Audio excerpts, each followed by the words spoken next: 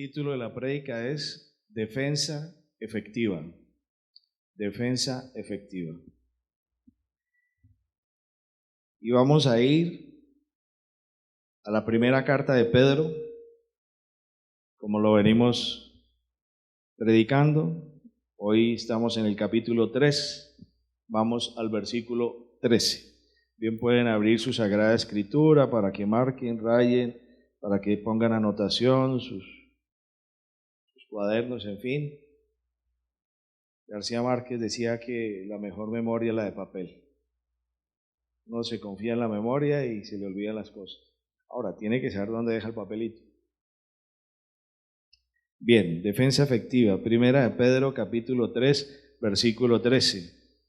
Y dice: ¿y quién os podrá hacer daño si demostráis tener celo por lo bueno?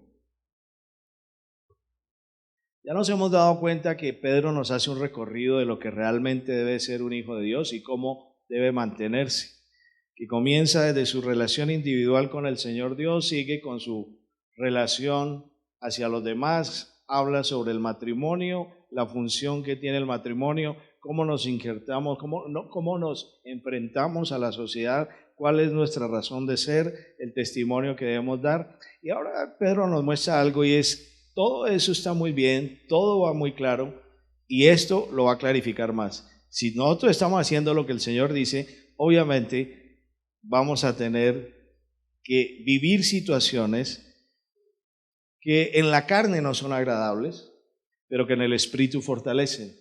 Y es que hay la posibilidad de que a uno le hagan daño.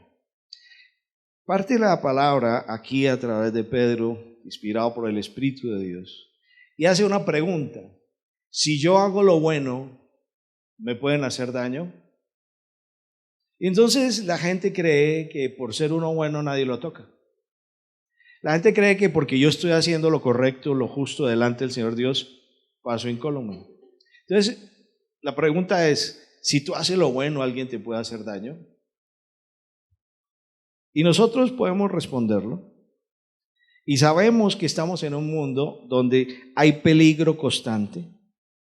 Y ese peligro constante, porque estamos en tiempos finales, y los tiempos finales, ¿qué dicen? Que son peligrosos. Y donde hay peligro, pues está expuesta la vida. Cada vez que hay un peligro, nos afecta la vida. Así sea sencillo. Cualquier cosa que tú hagas en tu casa de una manera descuidada, pones en riesgo tu integridad.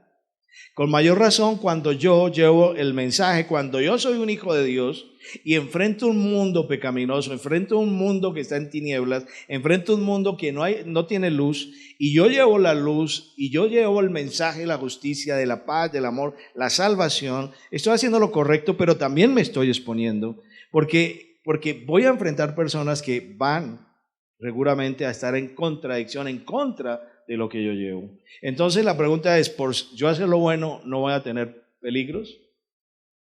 Pues la respuesta es que ¿quién lo podrá hacer daño? Y la respuesta es: cualquiera nos puede hacer daño. Cualquiera nos puede hacer daño. El hacer lo bueno no me exime de que no vaya a tener problemas, dificultades y que no me vayan a agredir. Cuando uno se pone frente al Señor Dios, se da cuenta que sus emociones, sus pensamientos son completamente rebatidos, puestos ante la luz de Él. Y muchas veces no entendemos las cosas que nos pasan, porque hasta ahora estamos desarrollando nuestra fe. Pero obviamente, yo diría que siendo de Dios, todo debe ser sobre ruedas. Lamentablemente, esa idea ha calado en una malformación espiritual. Y es creer que estando uno en el Señor es una vara de premios. Que estando uno en el Señor solamente son para bienes, es decir, rifas, juegos y espectáculos. Que estando uno en el Señor no tiene que haber sufrimiento. Pero esa no es la realidad. Por eso la pregunta es: ¿quién os podrá hacer daño? Y la respuesta clara y contundente es: cualquiera te puede hacer daño. Cualquiera. Ustedes se han dado cuenta cuando estamos aquí en reunión, nosotros aquí quedamos bastante expuestos en este recinto, porque prácticamente quedamos en la calle. No estamos en la calle, damos a la calle, es distinto. Y ustedes se han dado cuenta que han entrado personas a agredirnos. Sí, una vez alcanzó a entrar uno cuando el púlpito estaba en el otro lado, en el costado sur, y llegó casi hasta el púlpito a agredir a quien estaba predicando. Y pues el que estaba predicando era yo. ¿Sí? Y se formó ahí una situación, salió el hijo, y se pudo sacar y era un tipo peligroso. La verdad era un tipo peligroso. Hace 8 días se paró una señora a gritar blasfemias e insultarnos ahí en la puerta. O sea, cualquiera te puede hacer daño. Si aquí que estamos reunidos se atreven a hacer eso, más cuando tú estás en un mundo donde te rodea la oscuridad, la maldad, la traición, la mentira, el engaño, la agresión, el peligro, la violencia. El mundo es violento porque el amor se enfrió, entonces estamos en un mundo muy violento. Yo comentaba con mi esposa y decía, ¿qué cosa tan difícil es hablar ahora? No se puede dar una opinión, no se puede decir nada, porque inmediatamente le ripuestan a uno a pelearle. ¿Sí? Hay una irascibilidad, hay una agresión, todo el mundo a la defensiva. Yo impongo, yo no hablo, yo impongo, yo peleo, yo grito, yo hago lo que a mí me place, y si a usted no le gusta, problema suyo. Eso está en el mundo, ¿sí o no? Eso lo ves tú todo el tiempo en la calle. Y lo peor es que dentro de la iglesia también pasa. Ya a veces dentro de la iglesia como que uno le da miedo a hablar porque de pronto le ripostan. Y pues qué jartera tener problemas, pero cualquiera puede hacer daño. Dentro, fuera de la casa, en la calle, en el trabajo. Y voy a salir un poco del contexto de acá, de lo que estoy hablando, y voy a mostrar cómo los cristianos estamos padeciendo peligros todo el tiempo, pero que lamentablemente eso no aparece en las noticias comerciales. No se habla de la agresión hacia nosotros. No se dice la manera como nos están hostigando. Por ejemplo, titular de prensa, Pakistán, brutalmente asesinado a los 15 años por ser cristiano. Dice así la noticia, se llamaba Charon Masih, tenía 15 años, desde hacía tiempo había pedido a su familia y a sus profesores la posibilidad de cambiar de escuela en Burewala, cerca de Multan, en el sur de Punjab, pues sus compañeros le habían sometido a todo tipo de amenazas y vejaciones por un motivo: era cristiano. Influenciados por el fanatismo que domina en ciertos ambientes islámicos de Pakistán, los puñetazos y los puntapiés se hicieron más repetidos e intensos. La rabia desató más rabia. Poco después el muchacho yacía en tierra sin vida. El personal de la escuela lo llevó al hospital en Burewala, donde los médicos no pudieron más que constatar el bárbaro asesinato. Por ser cristiano. Este bullying sí es serio. Este bullying es tenaz. Esta opresión la sufrimos todos. Y uno dice, ¿y en Colombia? ¿Colombia es igual? En Colombia hay persecución y opresión hacia los cristianos más o menos en una proporción como la que sigue. Somos acosados por la violencia interna, la violencia de los grupos armados ilegales, la violencia institucional, la violencia cotidiana. Los cristianos estamos siendo maltratados, perseguidos y hasta asesinados en un 12%, por pertenecer a una iglesia en un 7.9%, por llevar una vida civil con liderazgo, por mostrarnos públicamente un 7%, por llevar una vida social activa, es decir, tener relaciones entre diferentes entidades sociales, grupos, en fin, hemos sido y estamos siendo perseguidos en Colombia el 7%, la vida social el 11.8%, dentro de la familia nos están maltratando, nos están dividiendo y nos estamos enfrentando a nivel interno 9.4%, y en la vida privada, en la vida nuestra, un 8.5%. Esa es la violencia que hay aquí en Colombia hacia los cristianos, es real. No tengo muchos casos, pero obviamente no los voy a relatar todos. Pero eso es una realidad diaria. Es una realidad diaria que nosotros debemos entender. Nosotros tenemos que tener una militancia clara, concreta, activa, conocedora de por qué estamos militando en Cristo. Dice, entidades cristianas denuncian persecución en Colombia de grupos paramilitares, bandas criminales y la mafia. Lo anterior era de la ONG Puertas Abiertas, esto es de Protestante Digital. Dice, hoy día pastores y líderes cristianos en Buenaventura, Colombia, viven bajo la violencia. Solo este año se han registrado 8 casos de ataques violentos contra cristianos, 2 iglesias destrozadas, un asesinato y múltiples casos de amenazas, extorsión y abuso. Aquí en Colombia, aquí en tu barrio, aquí en tu vecindario, esa es la realidad que vivimos los cristianos. Y en el mundo, en las cifras recientes, terminando 2018, comenzando 2019, hasta junio tal vez, o antes de lo que va corrido, ha habido 4.305 cristianos asesinados, 1.847 iglesias atacadas y 3.150 cristianos detenidos. Hermano, esas son las realidades que nosotros vivimos. Esos son nuestros hermanos. El hecho que a ti no te tengas sino que preocupar cómo ir a Transmilenio no quiere decir que no haya persecución contra la iglesia. Son tus hermanos que están cayendo, son tus hermanos que están siendo detenidos, son tus hermanos que están siendo perseguidos. Dice así, esto es de la ONG Puertas Abiertas, estimamos que solo en los 50 primeros países donde persiguen violentamente a los cristianos, 245 millones de cristianos se enfrentan a la intimidación, prisión o incluso muerte por su fe en Jesús. Pero si ampliamos la perspectiva a todos los países que superan niveles altos de persecución, más de 41 puntos sobre 100 en la puntuación que lleva la persecución mundial de la iglesia, la cifra supera los 280 millones. Eso es uno, escuchen bien, 1 de cada 9 cristianos en todo el mundo. Por cada 9 que ustedes se ven aquí, 1 está siendo perseguido, maltratado o asesinado. Esa es la iglesia del Señor Dios. Esa es la iglesia y por lo tanto, creo que es bueno poner los pies en la tierra, mejor poner los pies sobre la roca. Porque sí, el Señor prospera, el Señor bendice, el Señor guarda, pero esto también hace parte de la vida cristiana. Y no podemos ser ignorantes o ajenos y creer que eso pasa en otro lugar del mundo, pero no a nosotros. Y olvidarnos que la iglesia necesita levantarse en oración, que la iglesia necesita levantarse en unidad, que lo que nosotros tenemos hay que decirle gracias, Señor, porque como estoy viviendo, a esos cristianos les han quemado sus casas, los han desterrado. Vi videos desgarradores de niños contando sus testimonios aquí en Colombia de cómo asesinaron a sus padres por ser pastores delante de ellos.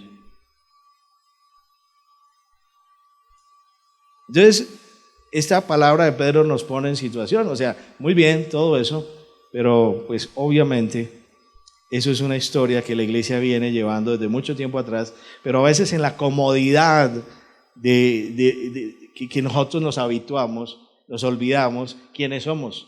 Y es que cuando uno vive a Cristo lo persiguen. No tengas la menor duda.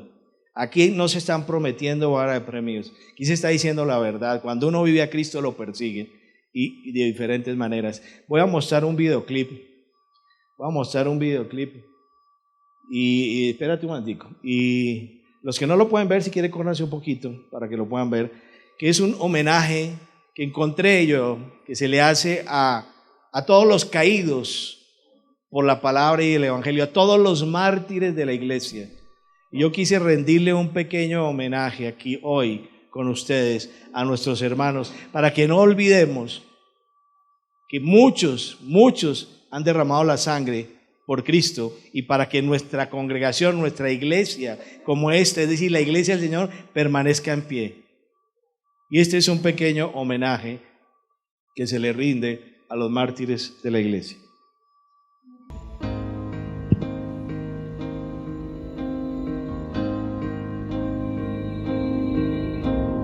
Cada vez más violencia, más maldad en la tierra. Parece que el amor ha muerto y la locura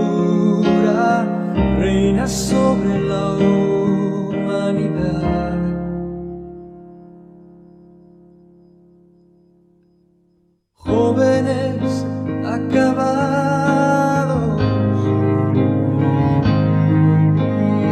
niños abandonados, a precio de placer y decidiendo solo el interés. ¿Dónde queda la justicia y la venganza? ¿Dónde quedan el castigo y la razón? ¿Por qué callas tú, Señor, y nos olvidas? ¿Cómo puedes permitir tanto dolor? Dime dónde está aquel Dios, el Dios de Elías, que de vez en cuando se dejaba oír. ¿Cuánto tiempo tardará aún tu espíritu en venir?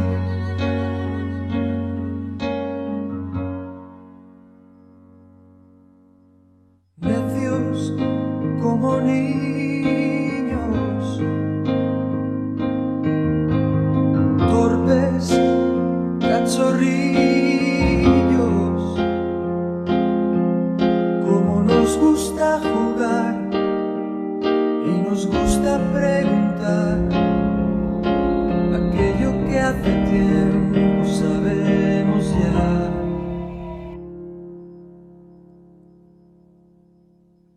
Dios aún sigue hablando, sigue aún contestando, y aquel que quiere oír aún puede percibir su voz de amor.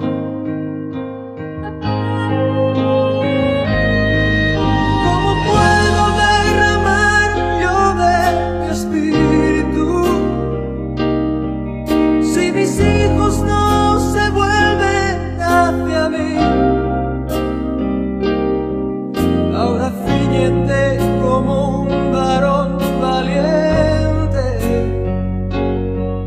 Yo hablaré y tú me contestarás a mí.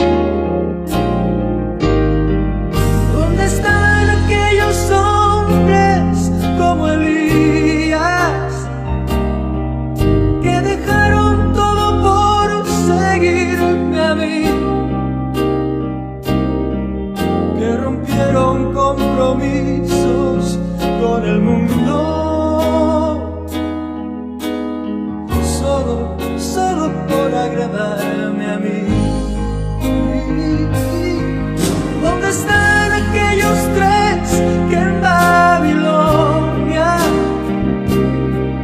prefirieron ser quemados a ceder?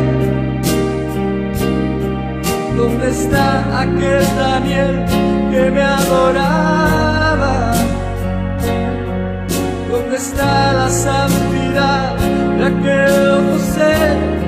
Oh, ¿dónde está ese niño que mató al gigante? ¿Dónde están los sucesores de Josué? ¿Dónde están esas mujeres entregadas como Esther?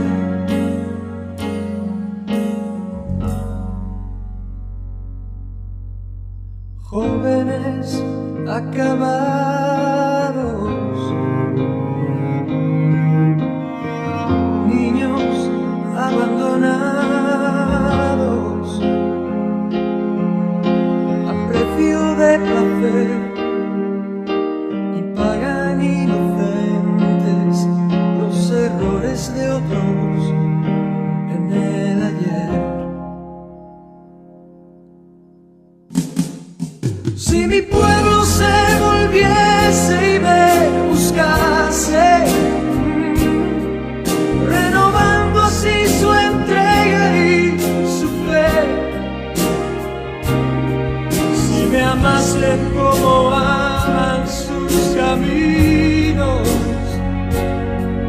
y olvidase los rencores del ayer.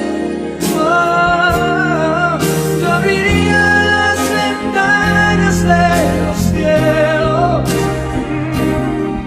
y la tierra hoy vería mi poder. Mientras tanto aún repito como antaño: buscadme, buscadme, buscadme y viviré.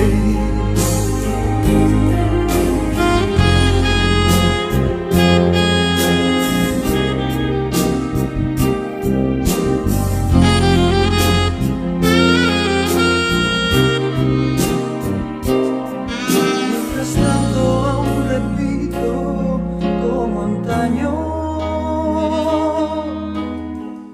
buscadme, buscadme, oh, buscadme y viviré. Eso es una realidad.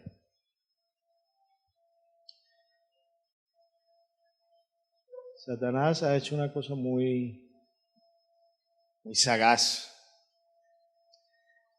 donde hay cierta libertad y comodidad, ha adormecido la iglesia. No sé si tú te pones a este nivel y pones tus problemas delante de esto, a ver cómo son.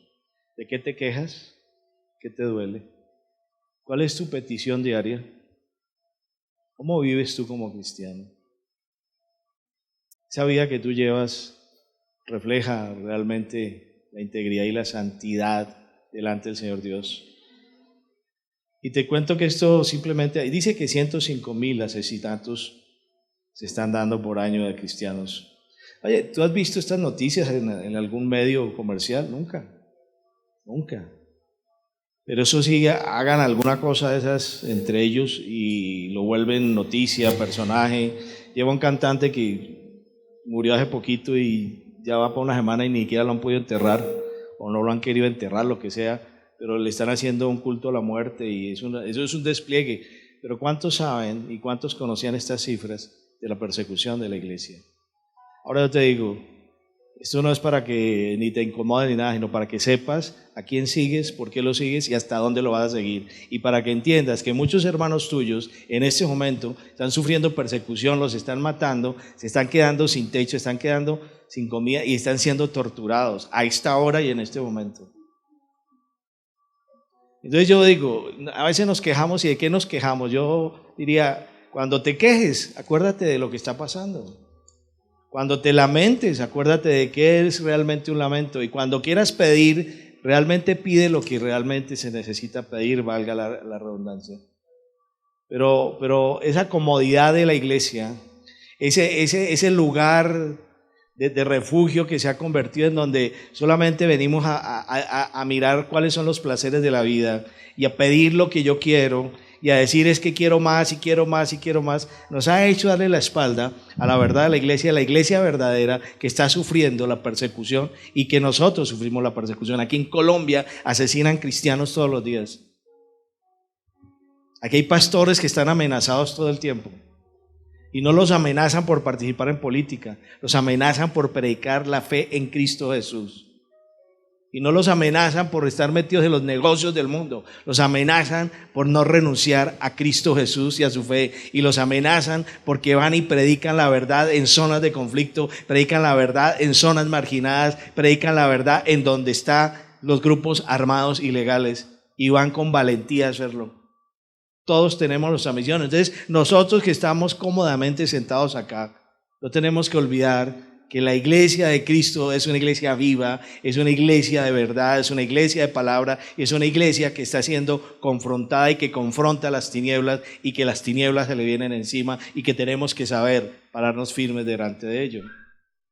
Porque si eso está en la carta de Pedro, Es por algo. Esto no quedó ahí escrito simplemente para que nosotros miremos que solo las promesas de prosperidad económica son las que nos van a gustar. Esto es una promesa que Dios dice, estoy contigo todos los días hasta el fin del mundo y no te dejaré. Eso es saber que el Señor está con nosotros. Y cuando a ti te dicen, eres cristiano, y si eres cristiano, o renuncias a tu fe o te echamos del trabajo, ¿estás dispuesto a qué?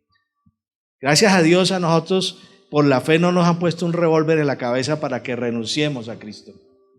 Pero ¿cómo estaríamos nosotros así? Como pasó y ha pasado en varios lugares, en México ha pasado, que han entrado en pleno culto y han asesinado a la gente. En Centroamérica ha pasado, en las selvas de Colombia ha pasado. Que llega y dice, o renuncian o se mueren. Y es que de cierta manera el diablo nos gana la pelea por tener un lugar tan cómodo, sin ningún tipo de aparentemente persecución, viviendo suavemente. Y nuestra gran preocupación es simplemente X, Y o Z, pero no saber que la vida nuestra está de por medio y que un día a ti te van a decir o renuncias a ser cristiano o te matamos.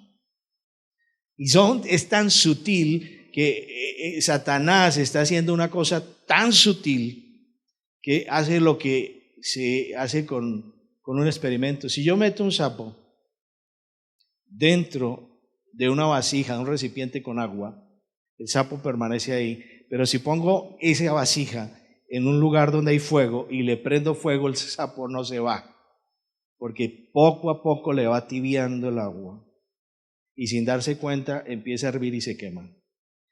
La iglesia de hoy se está dejando meter en la vasija de agua donde le prendieron el fuego hace rato y no sabe en qué momento se va a quemar. Pero está en el lugar de su comodidad. Es una iglesia que no es malo, pero es una iglesia demasiado cómoda. Es una iglesia que le cuesta trabajo venir a un culto. Es una iglesia que le cuesta trabajo obedecer la palabra. Es una iglesia que vive confrontándose y peleando con sus propios hermanos. Es una iglesia que vive envidiando al que tiene, es una iglesia que vive buscando el mundo, es una iglesia que quiere el lujo, es una iglesia que quiere el placer, es una iglesia que quiere mantener el ego, es una iglesia que quiere vivir en su propia satisfacción. Pero se ha olvidado que hay gente que está muriendo y que nosotros no la estamos respaldando ni siquiera en oración. Y nos hemos olvidado que hay que ir a buscar a una persona, así sea a los confines del mundo, para llevarle la salvación, así nos cueste la vida.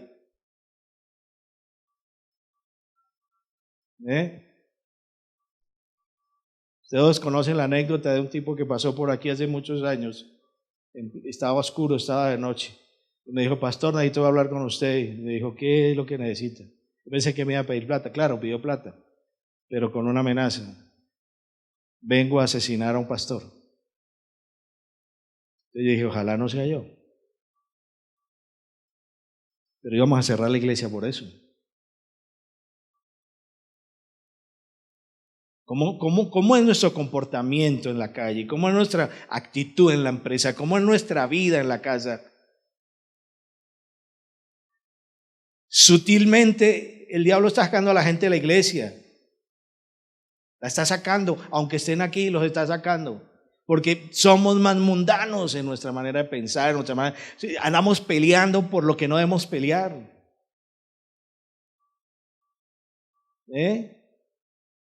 Nos hemos vuelto unos agitadores de emociones, pero no unos predicadores de la palabra. Y uno dice, pero es que esto es ser cristiano. No, ser cristiano es haber ganado la salvación, tener la gloria del Señor, vivir en Cristo y lo que venga es añadido, así sea la misma muerte.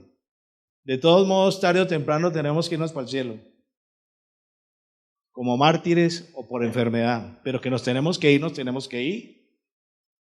Por eso el Señor dice, derroté la muerte y derrotó el pecado. Entonces, una iglesia que vive en pecado, ¿cómo va a honrar a estos mártires? Una iglesia que vive en los afanes del mundo, ¿cómo honra la vida de estas personas que han entregado su vida por Cristo? Una iglesia que vive pensando solamente en lo material, en el billete, en la plata, en hacer riquezas, en pasarla, en estar en vacaciones todo el tiempo, ¿cómo honra esto? Gente que está metida en la selva y que incluso la misma selva les ha provocado enfermedades. Por eso te digo, esas comodidades sacan a la gente de la iglesia y no se dan cuenta. Porque es igual que el sapo en el agua. Los están quemando y no se dan cuenta. Porque sutilmente los están sacando. Porque yo te pregunto, ¿cuántas veces hemos peleado por Cristo? ¿Y cuántas veces hemos peleado por nuestro egoísmo? Porque quiero imponer mi verdad y porque quiero hacer mi capricho. ¿Cuántas veces? ¿Cuántas veces a ti te han sacado de un lugar por tu grosería o por tu rebeldía? ¿Y cuántas veces te han sacado por ser de Cristo? ¿Cuántas veces, muchachos, en el colegio a ustedes les han hecho bullying por cristianos o les han hecho bullying por no compartir los juegos que ellos tienen? ¿Cuántas veces un muchacho se para y dice yo soy de Cristo y no participo de esto porque es una vagabundería? ¿Cuántas veces? Porque esto no se trata de ser joven o viejo, se trata de tener convicción, de haber nacido de nuevo, de ser realmente de Cristo. Y yo lo digo porque es que esto no se puede hablar en un tono pues de alegría. Porque los que no han sufrido persecución, esto les parece una exageración. Miren, la cosa más sutil es que nosotros nos paseamos 7, 8 bancos. Porque el Estado nos obliga a tener una cuenta en un banco, porque si no nos van a procesar por estar evadiendo o por no estar cumpliendo las normas. Y en 8 bancos nos insultaron, porque nos decían es que ustedes son iglesia y no les abrimos cuenta porque ustedes son lavadores de plata. Y no nos abrieron la cuenta. Eso es persecución. Eso es soportar el vituperio, que uno llega y lo ven con cara de ampón. Cuando ellos lavan la plata de la mafia, ellos lavan la plata de la corrupción, ellos lavan la plata de los crímenes, ellos lavan la plata de nuestros impuestos que se roban, todos esos corruptos que nos gobiernan. Y ellos son unos delincuentes haciendo eso, pero lo tratan a uno que trabaja honestamente, que le sirve al Señor, lo tratan como si fuera un ampón.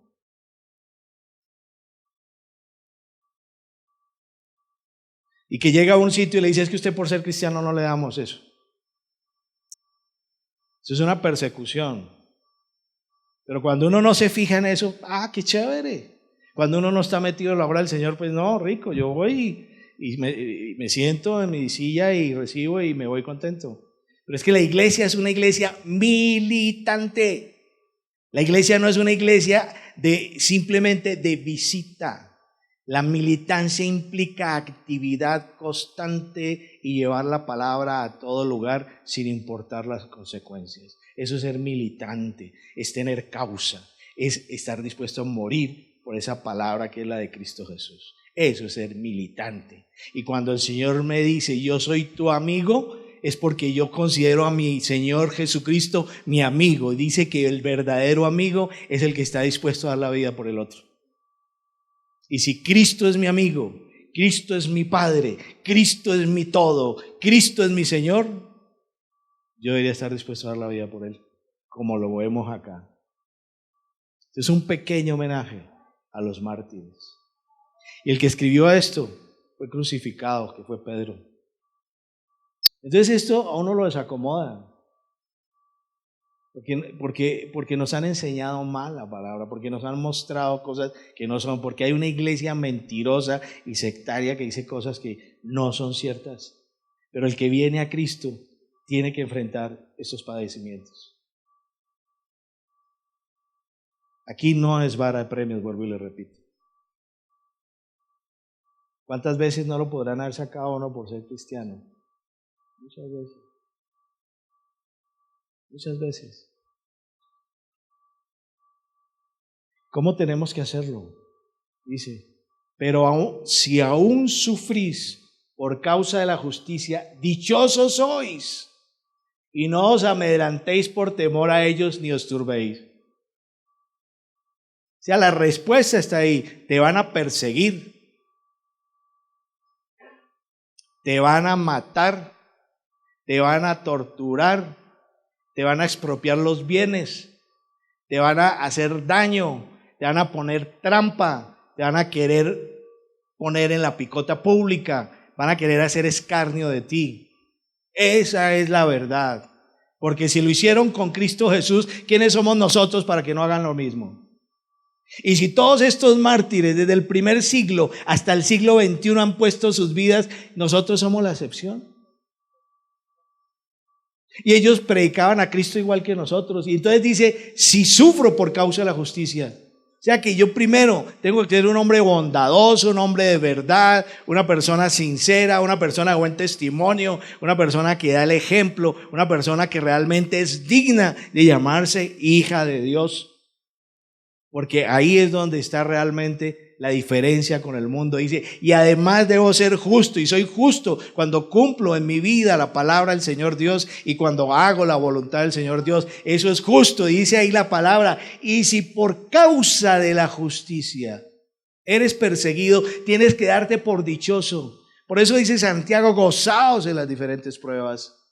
Pero si yo no tengo a Cristo en mi corazón, si yo no he nacido realmente de nuevo, si no soy un soldado de Cristo, si no estoy dispuesto a vivir mi vida en Cristo como tiene que ser, esta palabra a mí no me encaja. Esa palabra no encaja en los que no son justos. Y el que no es justo no puede ser dichoso en la persecución. El que no es justo tiembla ante cualquiera que le diga, oh, usted es cristiano, y dice, pues a veces voy a la iglesia. Apenas le dicen si es cristiano, y es que usted qué hace el domingo, pues, yo voy a adorar al Señor, diga yo soy de Cristo, yo le sirvo a Él. Pero ¿cuántas veces lo hemos negado con nuestro testimonio? ¿O cuántas veces lo hemos negado de palabra simplemente porque no? ¿Cómo voy a decir que soy cristiano? ¿Y sabe por qué? Porque nosotros sabemos que apenas lo decimos, nos empiezan a mirar raro. Y ahí dice, si por causa de la justicia vamos a sufrir, sé dichoso. Porque terrible es que uno sufra por ser un ampón, por ser un mentiroso, por estafar a la gente, por maltratar a las personas, por ser un guache, por ser un maleducado, por ser cualquier ladrón, como cualquiera que se mueve en el mundo. Eso sí sería vergonzoso. Si a un pastor lo ponen en la picota pública, que sea por calumnia, pero no por verdad. Y que tenga la cara de pararse frente a todo el público, a todos los medios, y decir, yo soy de Cristo, soy pastor y me están persiguiendo. Pero esculquen mi vida y no encontrarán nada. Como lo dijo Pablo. ¿Quién tiene algo contra mí?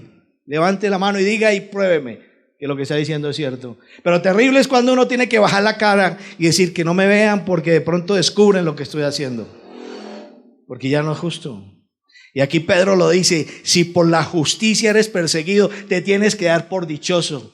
Y no nos podemos amedrentar, no nos podemos arrugar. Porque yo pensaba cuando iba a predicar hoy domingo, de que la gente decir, y ahora se va a asustar, y ahora no. Al contrario, eso me tiene que envalentonar, me tiene que dar valor, me tiene que dar fuerza, me tengo que levantar con más ganas, me tengo que levantar con humildad, me tengo que levantar con valentía.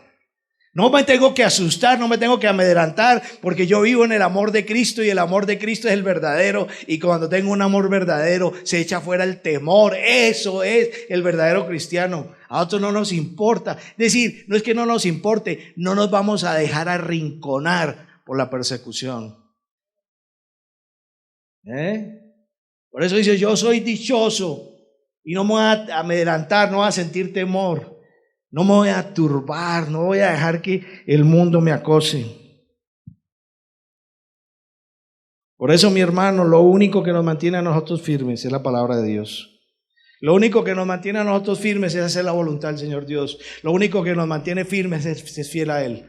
Aquel que titubea, aquel que duda, aquel que pone simplemente su santidad el fin de semana y la recoge para poderla y la mete en el closet para poder llevar el resto de la semana a su antojo, ese sí debe temblar, ese sí se debe asustar y ese no va a ser capaz de abrir la boca para confesar su fe.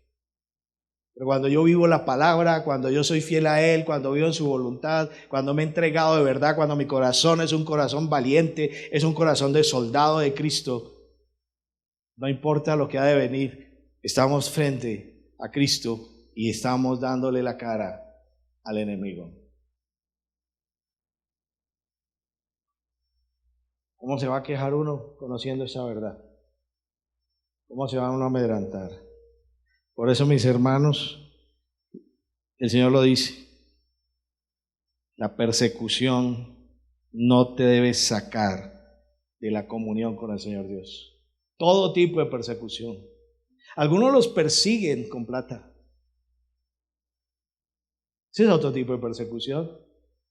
Tienen tanta comodidad que los saca de la voluntad de Dios.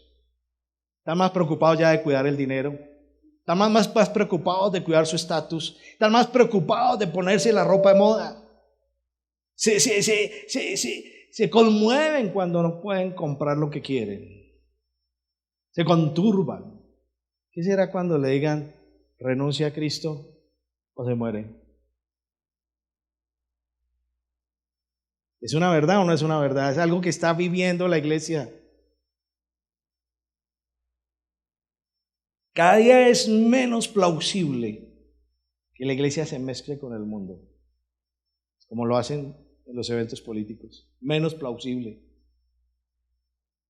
Porque si uno fuera a ver que están dando testimonio de Cristo, uno dice, bueno, wow, está bien.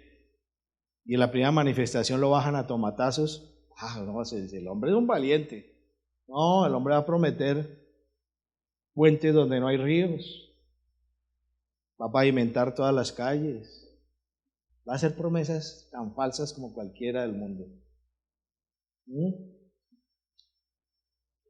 Incluso, a veces ni saben a qué van.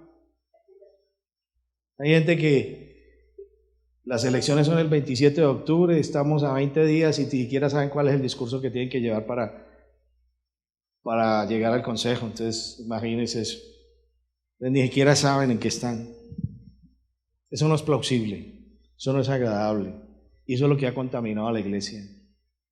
Yo no estoy en contra de nada, yo estoy a favor de la verdad.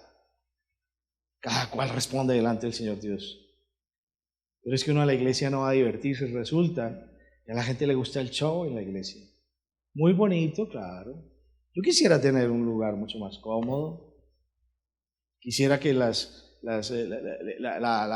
alabanza fuera, como dicen ahora, una banda de música, no una banda de delincuentes. Claro, sí. Pero si eso me va a apartar del Señor y si eso va a hacer que la iglesia sea una iglesia tibia, pues seguimos como estamos. Preferible pocos, pero llenos de fe, de amor y entregados a Cristo, que muchos mediocres, que muchos tibios, porque son muchos vomitados. No nos vamos a dejar amedrentar. Cuando yo empecé la iglesia, el Señor me mandó a trabajar para Él y Él comenzó la iglesia. Yo creo que eso es lo correcto. Ustedes saben que empezamos con 3. Éramos 3. Después éramos como 7. Y así duramos un tiempo. Éramos poquitos. Porque el Señor es el que da el crecimiento. Él sabe por qué. Entonces empecé a ir a las reuniones de pastores porque quería amar a mis pastores, quería estar con ellos, aprender de ellos, porque yo soy un autodidacta de la Biblia, yo no soy teólogo, yo soy periodista, soy comunicador social, soy especialista en resolución de conflictos, pero no soy teólogo. Y me he formado por el Espíritu Santo y le aprendo a gente que sabe. Y entonces me fui a reunirme con ellos para aprender y siempre salía intimidado, siempre. Salía chantado y aburrido y confundido, porque había una pregunta con la cual me apachurraban siempre, porque yo era un pastor imberbe, inmaduro, comenzando. Y entonces llegaban y me miraban y, ¿cómo se llama tu iglesia? Más que mencionar. Y así, ¿cuántos tienes?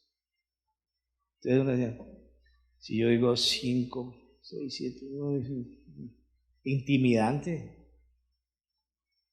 Entonces decía, ¿será que sí soy iglesia o no soy iglesia? La única que la chiquita me decía, yo soy iglesia y me predica a mí entonces. Ah, bueno, está bien. Pero eso es intimidante. Siempre lo miden a uno por lo que ven. Entonces salía uno achantado a esas reuniones de pastores. No, eso estamos, no estamos bien. Hasta que uno va madurando, va entendiendo que eso es algo que no es del Señor. El Señor nunca lo constriñe a uno de esa manera. Porque el Señor no lo mide a uno por la membresía, lo mide por la santidad. Y esa es la realidad. Por eso aprendí a no dejarme amedrentar, ni siquiera por los mismos que están en la iglesia. Aprendí a no sentir temor. Aprendí a no dejarme sacar del propósito. Porque sabe que podía salir uno pensando, yo no soy pastor. Como que el Señor no me llamó. Como que eso fue una emoción mía. ¿Usted sabe lo que uno sufre? Uno sufre mucho con eso. Y sufre hasta la lágrima. Y llora uno solo, desconsolado. Eso es parte de la persecución. Eso es parte del sapo entre la vasija. Que la misma iglesia, en vez de unirse en el fervor, en el amor, en la palabra, se compite. Ana Silvia, que era abuela de Gloria, ¿era tu abuela? Ella empezó a venir aquí. Muy linda la viejita, muy querida. Además que me consentía los pelos de mi brazo. Cuando ella empezaba a acariciarme el brazo de Cristo. Ya murió. Y a ella le decían, ¿y usted está yendo a esa iglesita? Así le decía. ¿Usted está yendo a esa iglesita? Porque pues pasan y miran y claro. ¿Sabe qué decía ella? Sí, es pequeñita, pero ahí quepo.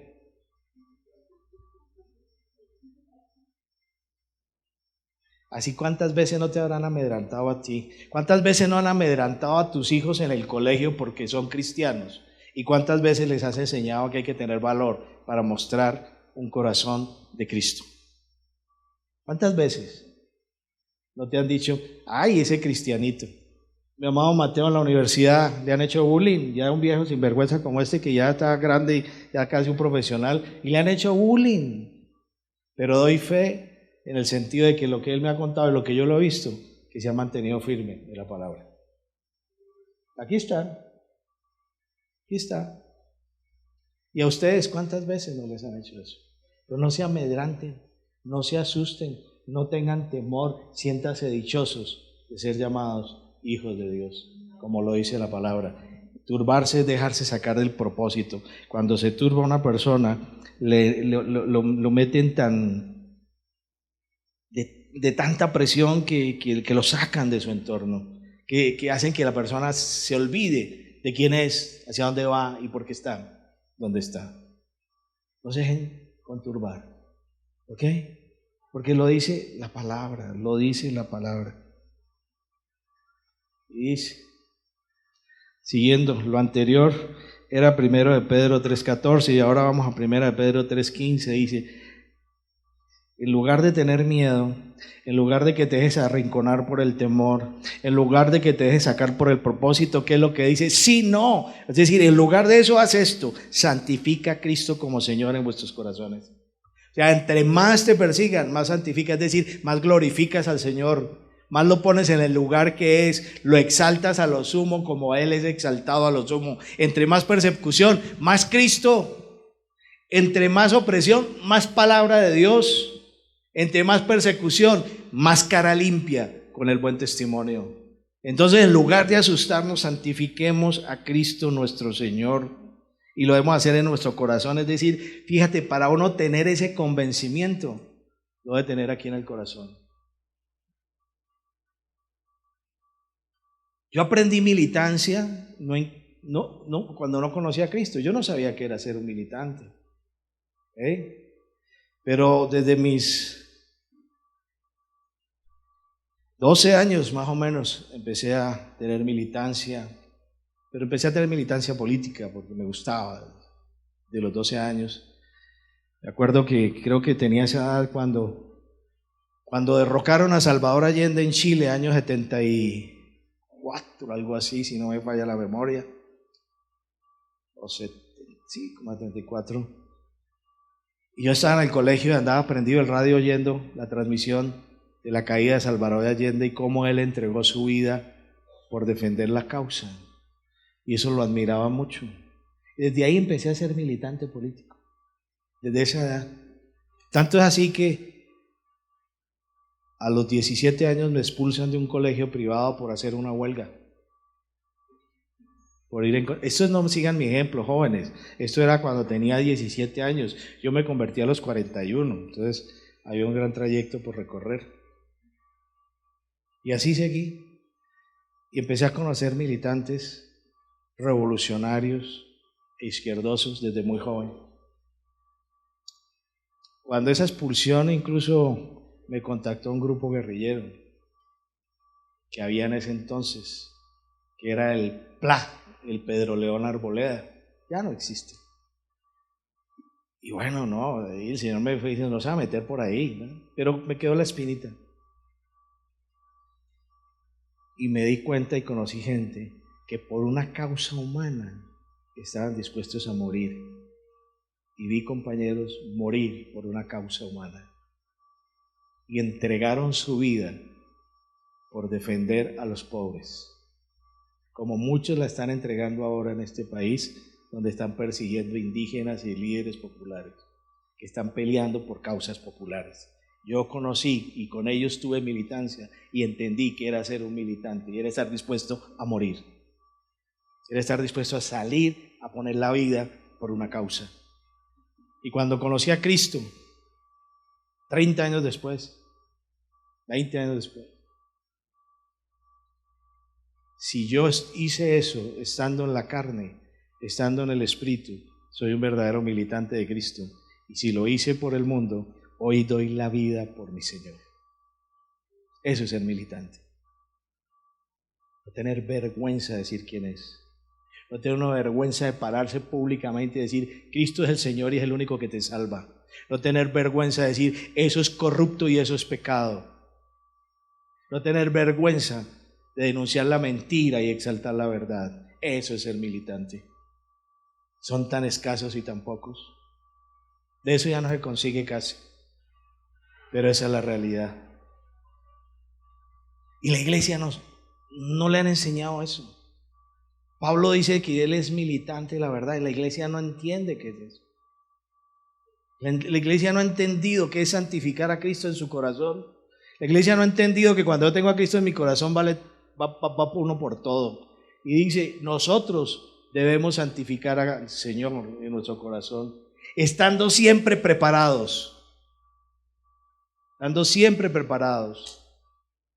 Y uno debe estar preparado cuando sale a llevar la palabra, de estar preparado para lo que venga. Una anécdota que le comentaba a mi chiquita. En uno de esos tropeles en los que uno andaba, iba yo con un muchacho corriendo en la carrera 10ª con calle 14, después de un mitin. Cuando íbamos corriendo porque nos llegaron la policía, el ejército, venía agentes secretos, se armó una purrusca y la tenaz. Y yo que voy corriendo, cuando de pronto, pum, veo que el que iba al lado mío se desapareció. Le pararon un taxi y lo metieron entre el taxi. Y se fue. El Señor me guardó también. Y a eso íbamos. Yo te pregunto, ¿estás dispuesto a ir a eso? Porque en Cristo es aún más comprometedor. Es mucho más comprometedor que te pares así, preparado para presentar defensa de la fe. No debe estar preparado para presentar defensa de la fe. Cuando te increpen, cuando te pregunten, cuando te digan por qué haces esto, cuando quieran que te explícame de cuál es Cristo Jesús, explícame por qué tu fe, explícame. Hay que estar preparado. Y cuando te digan, eso es una secta, eso es una vagabundería, ese Cristo es un falso profeta, esa fe tuya es una bobada, tú eres un idiota, tú eres un bobo, un come Biblia, tú eres un bueno para nada. Cuando digan eso, debes estar preparado para presentar ¿qué? Defensa ante todo el que os demande razón de la esperanza que hay en vosotros.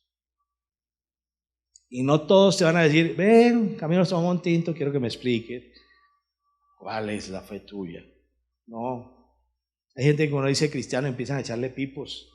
Al principio uno se molesta porque no tiene la templanza, el dominio y la madurez para enfrentarla. Pero uno se va aprendiendo a sortear esas situaciones. Cada vez que a uno le dice, ¿usted es pastor? Le hacen así. Ha tapado plata. Siempre me dicen ladrón cada vez que digo que soy pastor. Porque eso es lo que dicen, que uno es ladrón. Ay, ¿cómo le ha ido bien? Otro salió con una guachada horrible que hace poquito me ofendió horrible. Pero gracias a Dios. Y siempre, ¿qué usted qué hace? Soy pastor.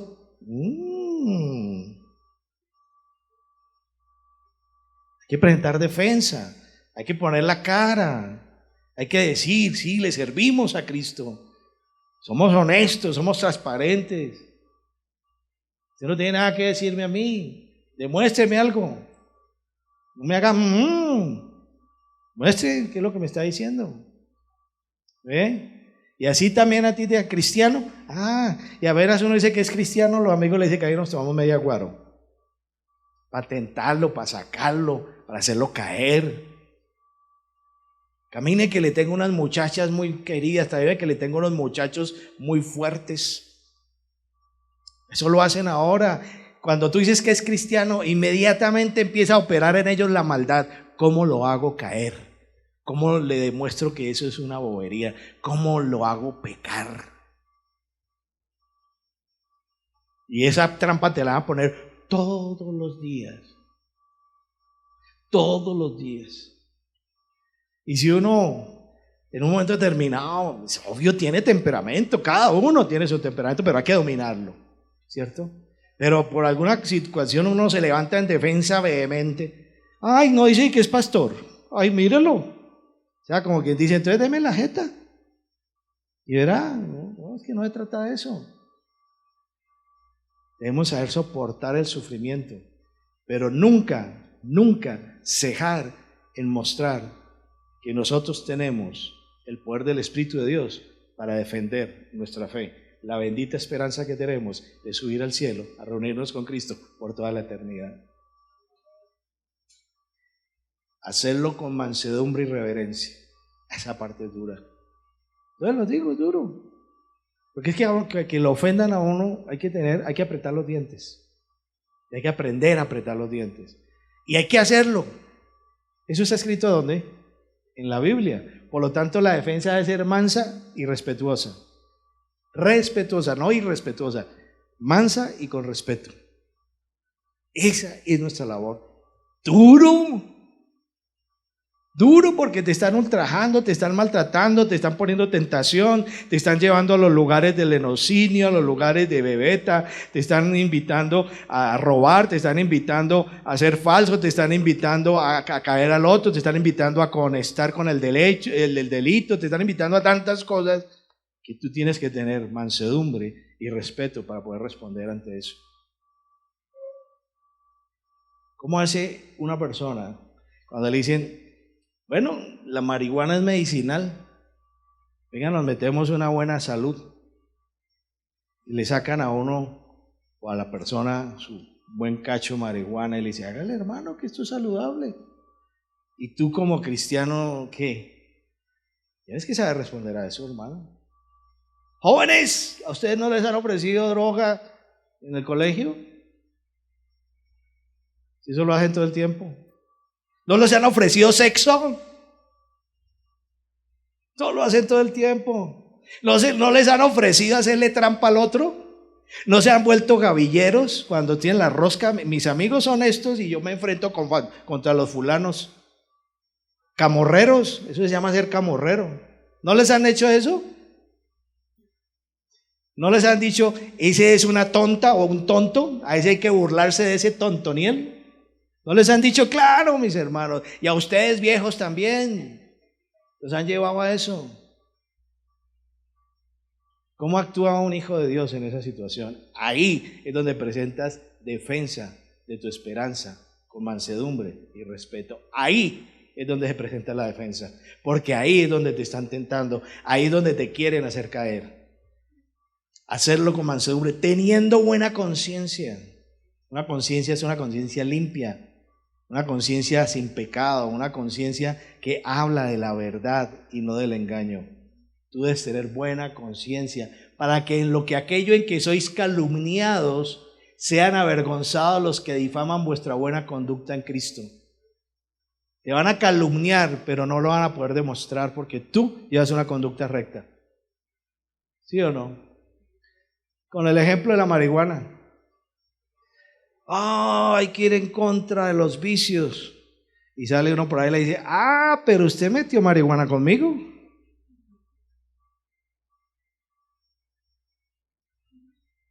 Hay que respetar el cuerpo ajeno. Pero usted es un tipo que se pasa de la lujuria, hermano. Pensando que usted se metió con mi amiga, con mi novia, con mi tía, con mi prima, hasta con mi mamá. ¿Cómo queda una persona así? Porque te lo digo, no es sino que tú digas algo en público y te lo repostan inmediatamente, porque el mundo no tiene compasión. ¿Te han visto cuando un personaje sale a la política? ¿Qué es lo primero que le sacan? El prontuario. Usted robó tal día, usted está involucrado en tal investigación, usted le pegó a su mujer, usted abandonó a sus hijos, usted es lo primero que le sacan. Y tú eres público. Y el día que tú levantes la voz por Cristo, y si has expuesto tu vida, te la van a hacer pública, te van a decir, usted es un sinvergüenza mentiroso. Usted me robó, me pidió prestado y no me pagó. Y usted dice ser cristiano. Por eso dice, hay que tener buena conciencia. Es decir, tus actos deben estar de acuerdo con la justicia de Dios y no con tus caprichos. Hermano, porque más rápido, ¿qué dice? Más rápido dice la abuelita. ¿Qué dice la abuelita? Más rápido cae un mentiroso que un cojo. Y eso es verdad. Porque todo lo que el Señor ve que es corrupto, lo expone públicamente. Y el Señor no está... Si tú estás escondiendo cosas en tu vida, te las van a exponer públicamente en cualquier momento.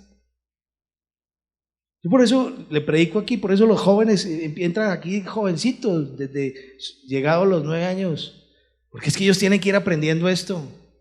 Ellos no pueden estar creyendo que la vida es un juego solamente y que papá y mamá son Disneylandia. Si ellos están enfrentando cosas duras y difíciles. Por lo tanto, mis hermanos, santificad al Señor en Cristo Jesús, en nuestros corazones. Dice el Señor en su palabra, Evangelio de Lucas, capítulo 9, versículo 25. Pues, ¿de qué le sirve a un hombre haber ganado el mundo entero si él mismo se destruye o se pierde? ¿Lo dice Jesús? ¿Estamos oyendo? Porque el que se avergüence de mí y de mis palabras, de éste se avergonzará el Hijo del Hombre cuando venga en su gloria, y la del Padre y la de los santos ángeles. ¿Cómo la ven?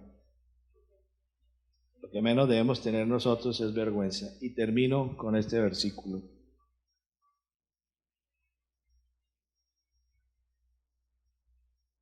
La palabra se cumple. Ni una tilde, ni una jota dejará de cumplirse. Por lo tanto, a los injustos les va a llegar su momento y van a ser juzgados. Y nosotros vamos a ser glorificados. No desmayes en hacer lo que tienes que hacer, porque esto es muy corto para la grandeza y la gloria venidera, en donde tú debes estar presentando delante del Señor diciendo, he vencido y aquí estoy, porque defendí mi fe y viví conforme a ella. Mi fe en Cristo Jesús. Amén. Y lo dice Isaías.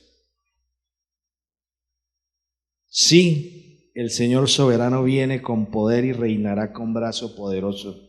Miren, Él trae consigo su recompensa. Una traducción de la traducción viviente.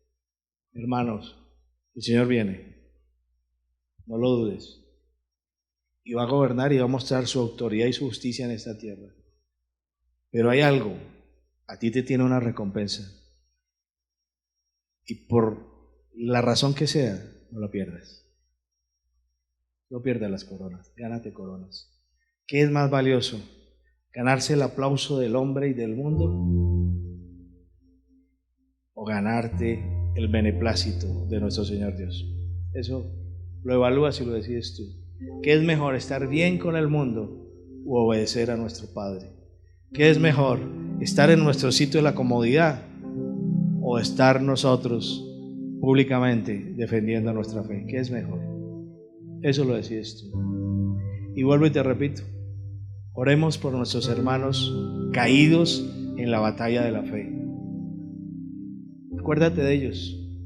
Acuérdate que a esta hora algunos están matando, o algunos están torturando, o alguna iglesia están persiguiendo. Acuérdate de ellos. Y antes de quejarte porque no te gustan las habichuelas, piensa en ellos. Piensa que hay gente que está dando la vida por el Evangelio. No los olvides, para que no te olviden a ti tampoco, porque la oración es por la iglesia y por todos nosotros. Amén. El Señor viene y viene pronto, y viene por su iglesia, y una iglesia sin mancha y sin arruga. Viene por una iglesia santa, viene por una iglesia que haya caminado en su voluntad, viene por una iglesia que no haya sido derrotada ni por el mundo, ni por el demonio, ni por la carne. Viene por una iglesia victoriosa, una iglesia más que vencedora, una iglesia que renunció a su propia vida por llevar la vida de Cristo. Viene por una iglesia que lo ama de verdad y que lo exalta en todo momento. Viene por una iglesia que tiene buen testimonio, viene por una iglesia que tiene sabiduría, viene por una iglesia que tiene llenura del Espíritu Santo, viene por su verdadera iglesia. Y tú debes estar ahí. Esa es la realidad.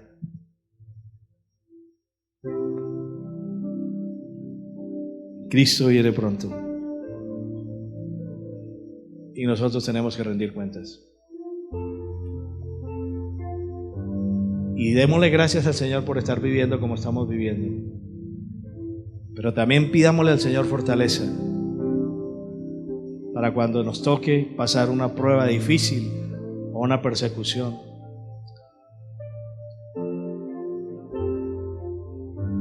Cuando empiecen a cerrar el cerco, cuando empiecen a cerrar las puertas para nuestra vida, cuando ya no haya ni siquiera trabajo, ni haya con qué comprar cosas,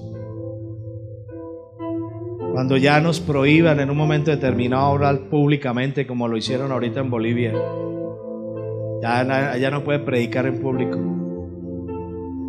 Para cuando nos toque momentos recios, siempre presenta defensa de tu fe con mansedumbre y respetando al que le hablas, pero defiende la fe.